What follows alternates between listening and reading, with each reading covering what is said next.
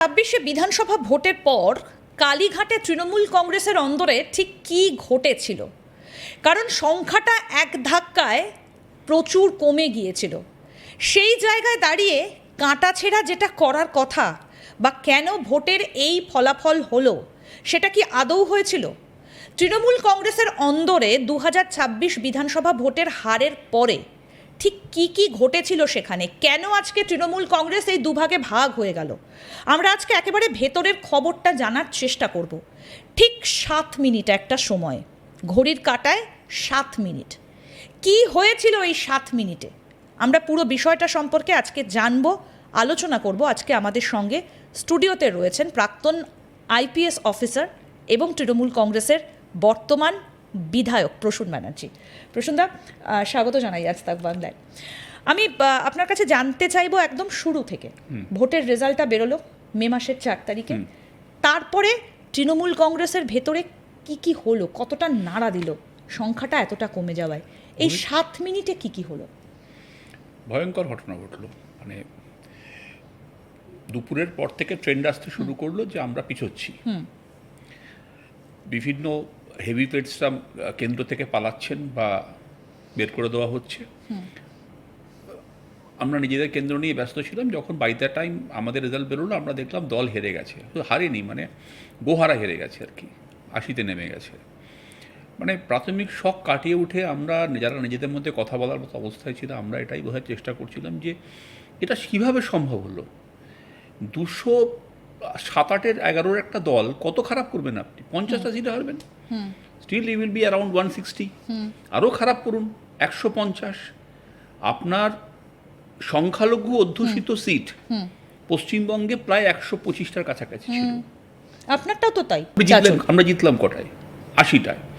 মানে ইভেন 45টা সংখ্যালঘু অধ্যুষিত সিটেও আমরা হেরে গেলাম, বাকি তো গেলই। এই যে ভয়াবহ ফলাফল হলো, মানুষ রিজেক্ট করে দিল তৃণমূল কংগ্রেসকে। আমরা আশা করেছিলাম যে এর পরে একটা দল এত বড় একটা বিপর্যয়ের পরে দল এটাকে খুব সিরিয়াসলি নেবে।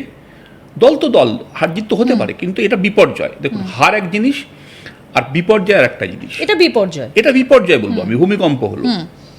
মমতা বন্দ্যোপাধ্যায় নিজে হেরে গেলেন ভবানীপুরে এবং কনজিকিউটিভ 2 টাইমস হারলেন। নন্দীগ্রাম এবং ভবানীপুর ওনার হোম টার্ফে হারলেন।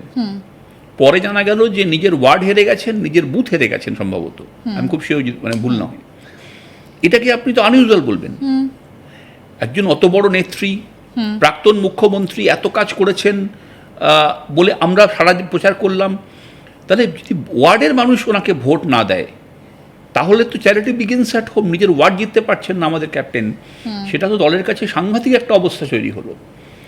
2-3 দিন তো লাগলো শুধু শখটা বুঝতে যে কি হয়েছিল। যে তার আনন্দ ছেড়ে দিন আপনি। আমি যখন বেরোচ্ছি কাউন্টিং সেন্টার থেকে, প্রেসের ফার্স্ট প্রশ্ন, আপনি তো মালদাতে ছিলেন সেই সময়, মালদায় যখন কাউন্টিংটা হচ্ছে, একদম যখন বেরোচ্ছি তখন তো বাই দ্যাট টাইম ইভিনিংয়ের দিকে, আমি ইনফ্যাক্ট হাতে মোবাইল ফোন ছিল না। আমার সাথে মোথাবাড়ির বিধায়ক নজরুল, আমরা একই কেন্দ্রে আমাদের গণনা হচ্ছিল। তখন মোটামুটি সব বেরিয়ে গেছে। আমরা যখন বেরোচ্ছি শুনশান, অলরেডি বিজেপি সেলিব্রেট করছে। তো আমাকে প্রথম প্রশ্নই ছিল যে আপনারা তো হেরে গেছেন। ইনফ্যাক্ট যে এত খারাপ হয়েছে আমি তখনও বুঝতে পারি না, আমাদের মোবাইল ফোনটাই নেই, ইমাজিনই করিনি যে এত খারাপ হতে পারি আমরা। যাই হোক, রাত্রিবেলা গিয়ে তো সবটাই জানা গেল। তারপরে যখন কথা বলছি এবং তখন মানে বিস্মিত হলাম যে মানুষ এভাবে রিজেক্ট করলো আমাদেরকে। আমার মনে হলো যে কোনো একটা জায়গাতে ভয়ঙ্কর কিছু একটা গোলমাল না হলে, মানে, এবং সেই গোলমালটা যে শুধুমাত্র আমাদের হারিয়ে দিয়েছে, আমাদের মেরে বার করে, আমরা কী করছিলাম? আমাদের প্ল্যান বি কোথায় ছিল? এই যে নাকি কান্না আমাদের হারিয়ে দিয়ে বের করে দিয়েছে। 2100-তে একই কথা বিজেপিও বলতে পারে আমাদের বিরুদ্ধে, বলতে পারে না যে আমরাও তো হারিনি, আমাদের বের করে দেবো, তো সেটা বলেনি। ওরা তো লড়লো, 77টা নিয়ে ওরাও তো লড়ে গেল, লড়লো। আমরা কি করলাম? আমরা পর্যালোচনার দিকেই গেলাম না। কতক্ষণ হলো মানে এই কাটাছেঁড়া বিশ্লেষণটা যে কেন মানুষ রিজেক্ট করলো? সেই 7 মিনিট, 10 মিনিটেরই কম, মানে হয়তো ঘড়ি দেখেন 10 মিনিটেরও কম। মানে ঠিক আছে, আমরা হারিনি, আমাদেরকে হারিয়ে দেওয়া হয়েছে, আমাদেরকে সব কিছু মানে গোলমাল করা হয়েছে, ইলেকশন কমিশন এই করেছে সেই করেছে, এটা একটা পর্যালোচনা হলো। আপনি এই পর্যালোচনা করবেন একটা বড় হলের মধ্যে, পাওয়ার পয়েন্ট প্রেজেন্টেশন করে কেন্দ্র পিছু বুথ পিছু অ্যানালাইসিস করবেন, কোথায় থিংস হ্যাভ গন রং। যারা জিতেছে তাদেরকে জিজ্ঞেস করবেন তোমাদের জেতার মন্ত্র কী ছিল, বাকি জিতেছে তো। আপনার যদি পুরোটাই গোলমাল হতো এই কটাও জিততো না, 5টা জিততেন, 7টা জিততেন আপনি। জিতেছে তো এক একটা কেন্দ্র, আমি জিতেছি 64,000-এ, আমার থেকে বেশি ভোটে জিতেছে, 80-তেও জিতেছে গোলাম রব্বানি। সমস্যা কোথায় হয়েছে? তো যেখানে কিছু বিধায়ক জিতেছেন, বাকিরা রাউটেড হয়ে গেছেন খেলা থেকে। কোথাও 1 লাখে হেরেছি আমরা। উত্তরবঙ্গ নাকি হাসছে, উত্তরবঙ্গে এত হাসলো, হেসে জলপাইগুড়ি আলিপুরদুয়ার শূন্য করে দিল। কুচবিহারে একটা সিট, এত শক্তিশালী সংগঠন ওখানে। উদয়ন গুহ হেরে গেছেন, পালাচ্ছেন। কেউ মাথার উপরে কি ছাতা ধরা বলা হলো নেই। আপনারা যখন গেলেন মিটিংয়ে? কি বলা হলো আমাদের সে সময়? আমরা যেটা শুনলাম সেটা খুব অদ্ভুত। সেটা হচ্ছে 3টে ন্যারেটিভ। একটা হচ্ছে আমরা হারিনি, আমরা প্লেয়ার থেকে পড়ে যাচ্ছিলাম, আমরা যদি আসি তো না হেরে থাকি কবে হারবো। আচ্ছা, 2 নম্বর হচ্ছে সুতরাং আমাদের যদি না হেরে থাকি তাহলে উনি পদত্যাগ করবেন না। এটা সংসদীয় রাজনীতির বেসিক নিয়ম। আপনি হেরে গেলে আপনাকে প্রতিপক্ষকে অভিনন্দন জানাতে হবে, সরে কুর্সি যেতেই ছাড়তে হবে, সরতে হবে। আপনি 1 দিন আটকে রাখবেন, 1 বা 2 দিন আটকে রাখতে পারবেন। এটা কোনো স্পোর্টিং স্পিরিট হলো? ব্রাজিল জার্মানির কাছে একবার 7-1 গোলে হেরে গিয়েছিল। ব্রাজিল নিজেরা বসে ব্রেনস্টর্মিং করে কেঁদেছিল এবং করেছিল কি করে আমরা হারতে পারি 1-2 গোলে। 7 গোল যাত্রাভিমানে লাগেনি আপনাদের? তৃণমূলের যাত্রাভিমানে আঘাত হয়েছিল। আমি বলবো এটা পরাজয় না। আমরা যদি 130-40-এ দেখুন হারতাম, তা আমরা সরকারে থাকতাম না। আমি একটা প্রশ্ন করি এখানে, যে যাত্রাভিমান কথাটা বললেন, দেখুন ভোটের আগে তো বিভিন্ন ন্যারেটিভ অলরেডি শুরু হয়ে গিয়েছিল, বেশ ন্যারেটিভ সেট করা হয়ে গিয়েছিল।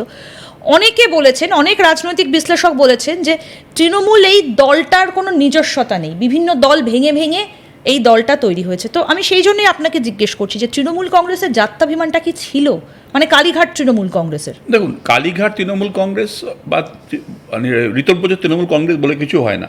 এখন কেউ ঋতব্রজ তৃণমূল কংগ্রেস বললে পাল্টাকে বলবে যে হয়তো কুণাল ঘোষ তৃণমূল কংগ্রেস, উনি সবসময় ফেস, মমতা ব্যানার্জি হয়তো নেই পিকচারে, কুণাল দাই এখন দলটা চালাচ্ছেন। এগুলো কোনো কথা না, এগুলো কোনো, এইটা হচ্ছে খুব মানে কুইক ন্যারেটিভ বা মানে অ্যাবসার্ড ন্যারেটিভস।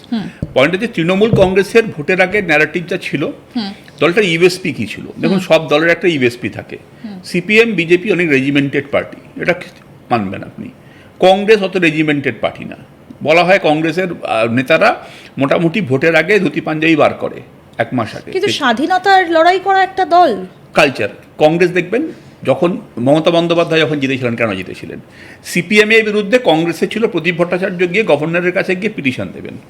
মানুষ sick and tired of it. আরে কতদিন পিটিশন দেবেন? সিপিএম অত্যাচার করেই যাচ্ছে।